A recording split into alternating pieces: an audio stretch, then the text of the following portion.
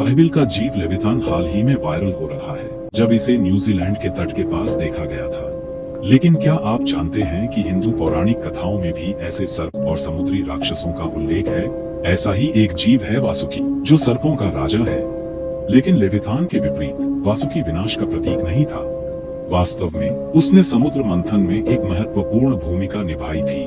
उसने खुद को देवताओं और राक्षसों द्वारा समुद्र मंथन के लिए रस्सी के रूप में उपयोग करने की अनुमति दी, जिससे अमृता का अमृत प्रकट हुआ। लेकिन यह बिना परिणाम के नहीं था। वासुकी ने अत्यधिक दर्द सहा, क्योंकि उसे आगे पीछे खींचा गया, जिससे जहरीली गैसें निकली जो सृष्टि को नष्ट करने की धमकी दे रही थी।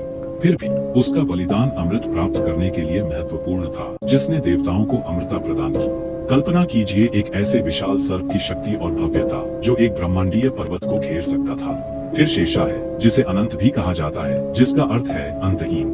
शेषा कोई राक्षस नहीं है, बल्कि एक दिव्य सर्प है जो ब्रह्मांड को एक साथ रखता है। कहा जाता है कि भगवान विष्णु शेषा पर ब्रह्मांडीय समुद्र में विश्राम करते हैं, शांति से ब्रह्मांड को अस्तित्व में सपने देखते हुए। कथाओं के अनुसार जब शेषा अपनी कुंडली खोलता है तो समय आगे बढ़ता है, और जब वह वापस कुंडली बनाता है तो ब्रह्मांड का अस्तित्व समाप्त हो जाता है। लेविथान के विपरीत, जो अराजकता का प्रतिनिधित्व करता है, शेषा व्यवस्था, स्थिरता और अनंतता का प्रतीक है। उसका अस्तित्व ही ब्रह्मांड का संतुलन बनाए रखता है। उसे हिंदू पौराणिक कथाओं में सबसे शक्तिशाली और पूजनीय प्राणियों में से एक बनाता है। अगले भाग के लिए जुड़े रहें।